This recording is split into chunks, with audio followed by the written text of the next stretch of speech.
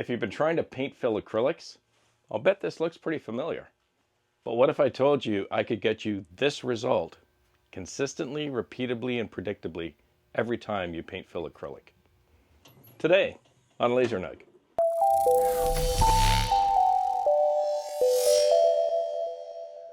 Welcome back to the channel. Paint filling acrylic has been pretty much my nemesis for almost 2 years, and I've tried everything. I've watched probably 100+ YouTube videos telling me how to do it, and I keep trying different methods. I keep following the videos, and it never comes out consistently, and quite honestly, I seldom ever get a nice, consistent, even coverage when I'm trying to paint fill. Not to mention paint bleeds, smears, smudges, those kind of things, especially on clear acrylic. I could have done this video a number of different ways today, but I decided I'm going to try to be as concise and to the point as possible. It may be a long video because I want to show you everything so that you see everything and you're not missing any steps. I'm going to try to fast forward or speed up parts that are kind of redundant, but if you want to see them in more detail, just slow the video down. So a couple of key principles or learnings. This? No good. This is your basic craft acrylic paint. You can get it on Amazon really cheap or at the craft store. This is what they call a low viscosity paint. And in kind of general layman's terms, what it means is it's really runny and watery. There's very little thickness to it. Nope, same issue. Very runny and very watery. Not good for paint filling acrylics. My classic bare acrylic paint from Home Depot. Beautiful, little thicker, so a little higher viscosity, but it's intended to paint walls in your house, not to paint fill acrylic. If you do want to stick with acrylic paint, you need to make sure you get one called heavy body acrylic. There's a couple of different brands that make these paints. These are high viscosity paints. In other words, they're very thick, which gives them better elements or control when you're trying to paint engraved areas on your acrylic. But still, unless you're really good at painting or you're an artist, as I know many of you are, and you have great control with a brush or with a sponge, it's difficult still to get a clean, consistent, even coat in those engraved areas on your acrylic. Baby wipes. Nope, not really effective at all. Your choice of acrylic. If you have a supplier that provides you acrylic that has this transparent plastic film, this is not going to work at all. You cannot engrave this stuff because it's going to start to melt away from your engrave areas, and it will cause the plastic to contract under heat, which will cause your acrylic to start to bend. You can cut through it, no problem, but you can't engrave on it. So you need to find a supplier that provides your acrylic with a paper protective film. So far, I found that the Houston acrylic brand tends to have the thickest, more robust paper, whereas some of the other brands that I get from different suppliers will have a paper mask, but it's very, very thin. You can in fact see the color of the acrylic through it, which will explain to you why there's an extra step in my process. Paper transfer tape is not going to work. So if you are getting your acrylics with that see-through plastic film, you can't peel that off, put this on, and try to engrave and then paint fill. This will not adhere to your acrylic well enough, and you're going to find your paint is going to bleed underneath it around your engrave areas. So if I'm not using acrylic paint, what paint am I using? I'm using Rust-Oleum 2x paint and primer. And my favorite is the Rust-Oleum chalked line. And just for clarity, this is not like a chalk marker. It's not chalk. It just provides a chalky matte finish. And before I begin to paint fill, I'm going to seal that paper to the acrylic with a light coat or two of this lacquer. So I'm going to get to it.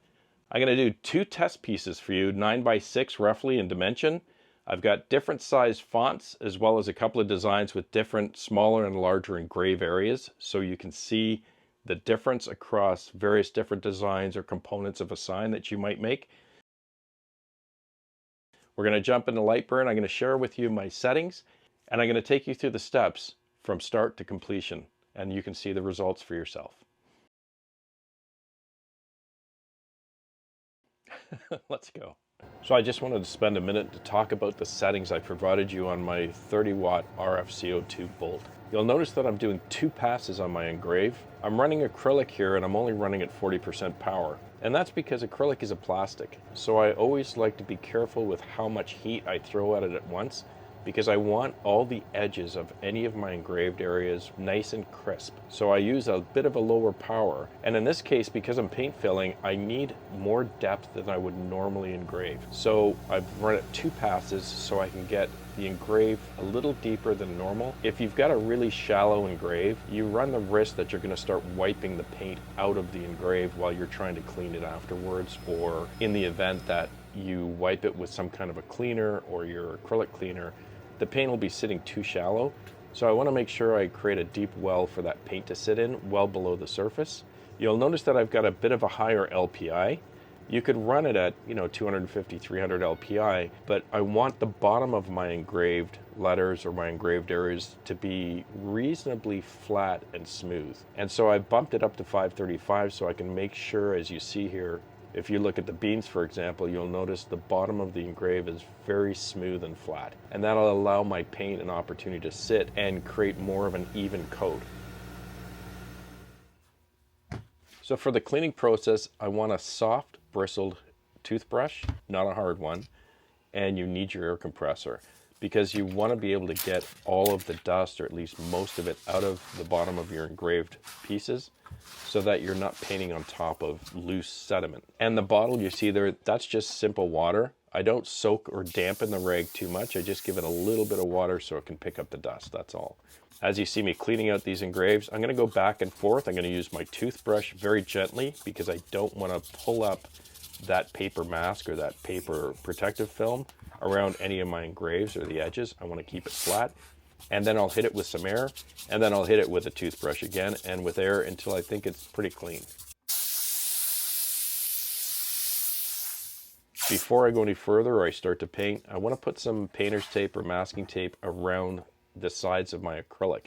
And you'll notice that I leave a lip up top, so that way I can bend the masking tape over the top of the piece, and that kind of minimizes any chance for any type of a paint bleed or anything to get in and start sticking or painting on the sides of the surface of that acrylic. This guy's ready for paint. I'm going to start with my lacquer. Anytime I use spray paints, although sometimes, patience gets the best of me, I try to make sure I do very light coats. You never want to spray heavy coats because you're going to get pooling and dripping. And for this lacquer phase, I'm going to do 2 light coats on each of these test pieces. You're going to do your first light coat, wait about 15-20 minutes, and then do your second light coat. The purpose of putting on these 2 light coats of lacquer is you want to try to seal that paper film around the edges of all your engrave areas. On our blue piece of acrylic, we're going to use the chalked Rust-Oleum. And here again, you want nice smooth actions, very light coat. And on our terracotta color, we're going to use the Rust-Oleum 2 times, just so we can compare the results at the end of the video. Again, nice smooth strokes back and forth past the sides of the piece. I want to give it a light coat each time. Question you might be asking is, how many coats is it going to take? And that's not a question I can answer. I believe I put 5, maybe 6 coats on each of these. You have to keep doing coats until you stop seeing the color of the acrylic through the bottom of the paint. So you just keep doing another thin coat until all you see is a very clear, consistent color of whatever the paint color is that you're using. I've got my piece out, and this is what it's probably going to look like. And the first step I'm going to do is I'm going to start removing my masking tape.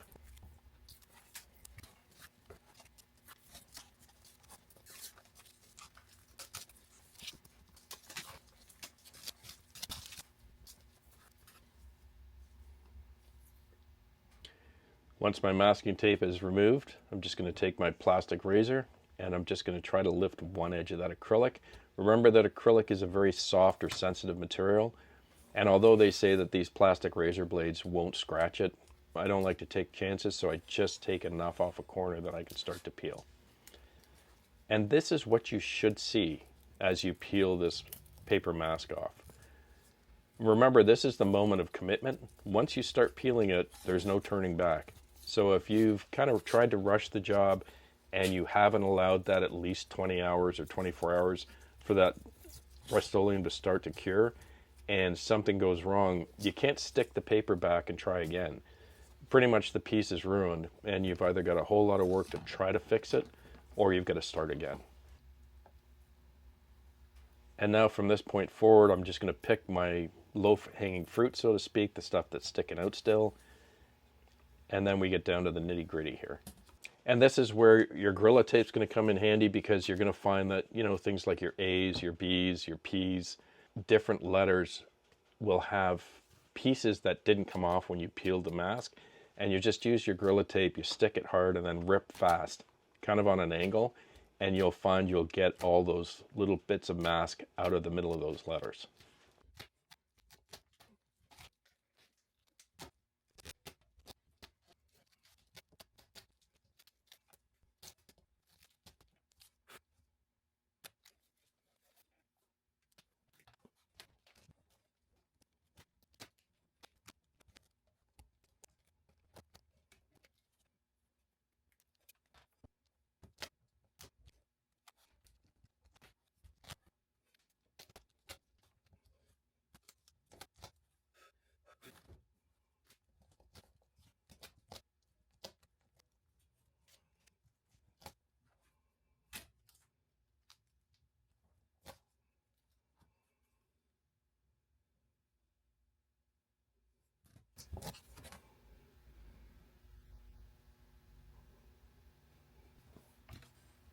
So when it's done, you're going to want to take your acrylic cleaner.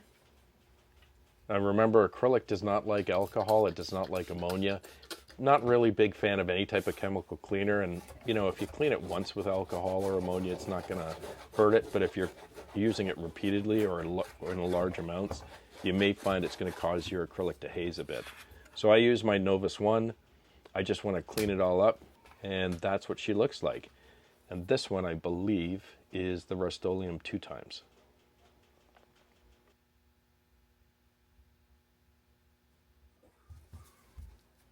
We'll go back through the same process just so you can see the consistency of it. I do the same thing each time, and we're going to go through the exact same steps.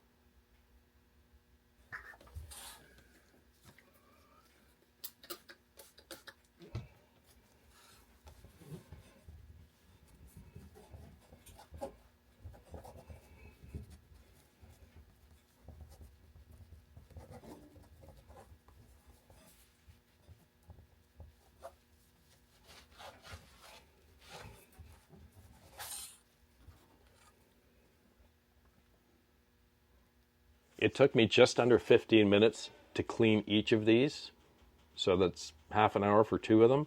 But hopefully if you've had any experience, you'll see that that's a whole lot quicker than trying to do a cleanup after using acrylic paint, especially if you start to get a bleed. Sometimes using that Gorilla Glue, you're going to find after you've finished cleaning it that there might be tiny spots or little smear areas where you've got a little bit of that glue that's come off of the Gorilla Tape. It's never a lot, but you'll often find that it might leave little bits of glue behind. And the best way I've found to take that off without marring or damaging the surface of the acrylic is to grab some LA Awesome. This is a 50-50 mixture. It's 50% water, 50% LA Awesome. I'm going to spray a little bit on a towel, and I'm going to rub only on the areas where I see the glue or the little smear mark from the glue. The LA Awesome does an excellent job of very quickly removing that gluey substance. And then once you've got that off, you're going to find that just like any other cleaner on acrylic, it's going to leave a streak. And you're just going to grab your Novus 1 to clean it one more time just to get the streaks out.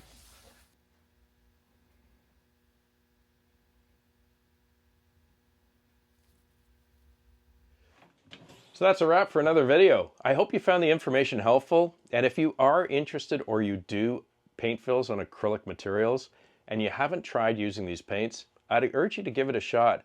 You may find that you will literally spend a fraction of your labor hours making that sign, as well as the effort involved, and you're going to get a clean, reliable, consistent result every time.